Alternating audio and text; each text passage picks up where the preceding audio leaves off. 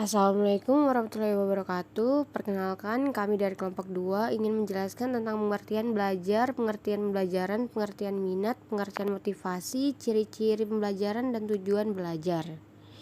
Di sini saya akan menjelaskan tentang anggota kelompok saya. Pertama ada Sabrina Tandiruru, ada saya sendiri moderator Nabila Nur Almadinah, yang kedua ada Eva Mardianti, yang keempat ada Nur Fadila Hamzah, yang kelima ada Audi Nabila, yang keenam ada Putri Zaila. Langsung saja ke materi yang akan dijelaskan oleh saya dan teman-teman saya di slide selanjutnya. Pengertian belajar. Belajar adalah proses aktivitas yang dilakukan dengan sengaja untuk melakukan perubahan sikap dan perilaku yang keadaannya berbeda dari sebelum individu berada dalam situasi belajar dan sesudah melakukan tindakan yang serupa dan yang bersifat menetap. Selanjutnya di sini ada pengertian belajar menurut beberapa para ahli. Yang pertama itu ada menurut Ernest R. Hilgard dalam Sumardi Suryabrata tahun 1984. Belajar merupakan proses pembuatan yang dilakukan dengan sengaja, yang kemudian menimbulkan perubahan yang keadaannya berbeda dari perubahan yang ditimbulkan oleh lainnya.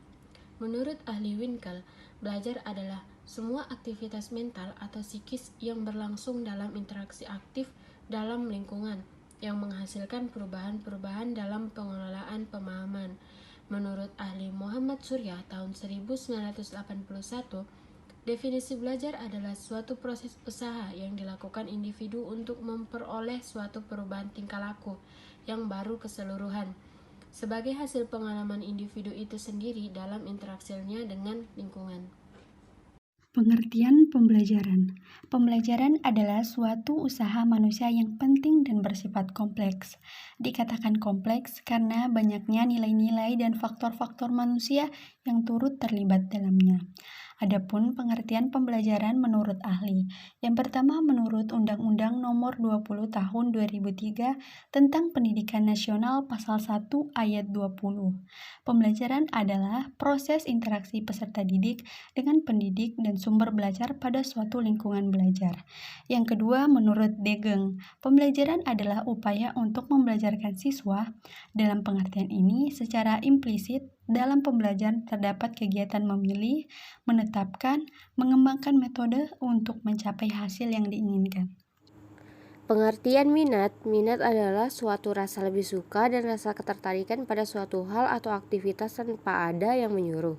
Minat menurut para ahli, menurut Ahmad 2009, minat adalah sikap jiwa seseorang termasuk ketiga fungsi jiwanya, kognisi, konasi, dan emosi, yang tertuju pada sesuatu dan dalam hubungan itu unsur perasaan yang kuat. Menurut Slameto 2003, minat adalah kecenderungan yang tetap untuk memperhatikan dan mengenang beberapa kegiatan. Menurut Dejali 2008, minat adalah rasa lebih suka atau ketertarikan pada suatu hal atau aktivitas tanpa ada yang menyuruh. Motivasi adalah usaha yang dapat menyebabkan seseorang atau kelompok orang tertentu tergerak melakukan sesuatu karena ingin mencapai tujuan yang dikehendakinya atau mendapat kepuasan dengan perbuatannya. Sedangkan menurut para ahli, yaitu John Wesantrop, dia mengatakan bahwa pengertian motivasi adalah proses memberi semangat, arah, dan kegigihan perilaku. Perilaku yang termotivasi adalah perilaku yang penuh energi, terarah, dan bertahan lama. Ciri-ciri pembelajaran menurut Egen dan Kauchak 1998.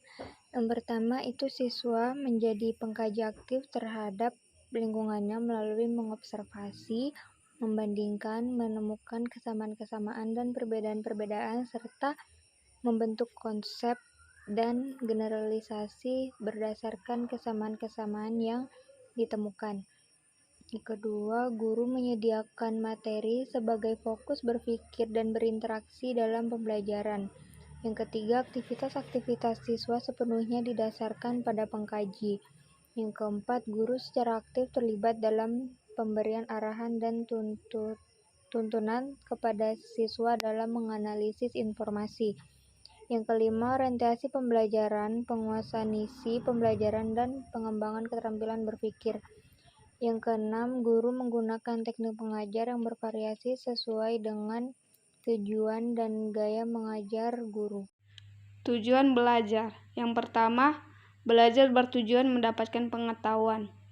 Dengan pengetahuan, kemampuan berpikir seseorang akan meningkat.